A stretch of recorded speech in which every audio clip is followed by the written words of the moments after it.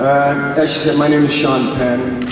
I'm an actor and a filmmaker. At times, I dabble in a traditional form of journalism.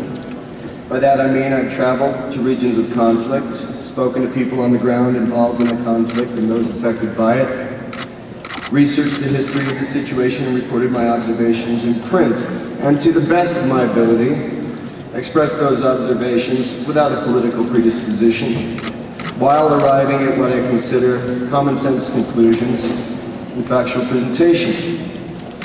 I've done so without a network, a magazine, or a periodical's incentive, as those incentives in the mainstream media are today trade-offs for postured reporting dictated by others than the reporter.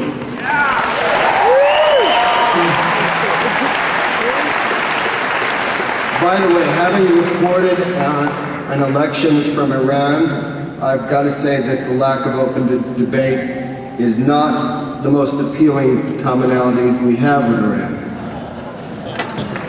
In today's mainstream media, I would be defined, I suppose, more as dilettante than journalist. It's true that my face is neither academic enough nor pretty enough to serve the requirements of today's mainstream journalists who, for the most part, if they travel at all, do so as embeds or servants of a corporate agenda, exercising little or no common sense whatsoever.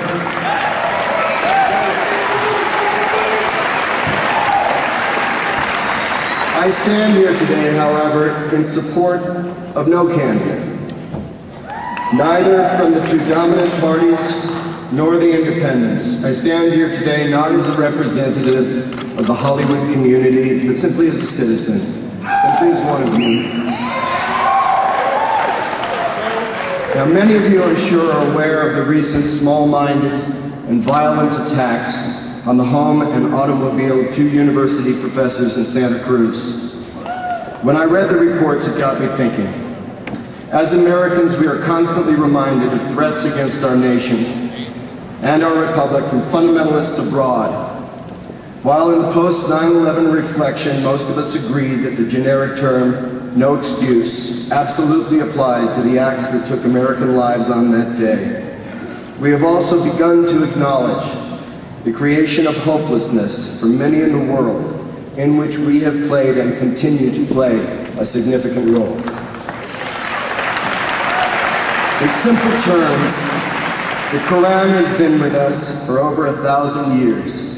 C4 explosives have been with us certainly throughout my lifetime. But if the Quran were to be blamed for the current rash of suicide bombings and now prevalent acts of terrorism, why is it that in Iraq's history, for example, suicide bombings are only a 5-year-old phenomenon?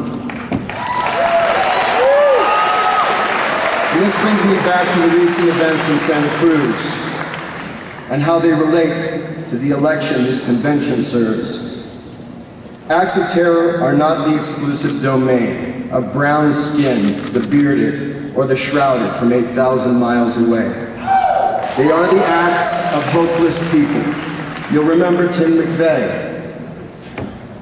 What is it that we need to ask ourselves that for so long has kept massive acts of domestic terrorism from occurring with regularity in our times? At least those of us who are not Native Americans, poor Black or Latino Americans, upon whose doorsteps terrorism has lived in genocide and through the starved hope, self-destructive violence of gangs and drugs.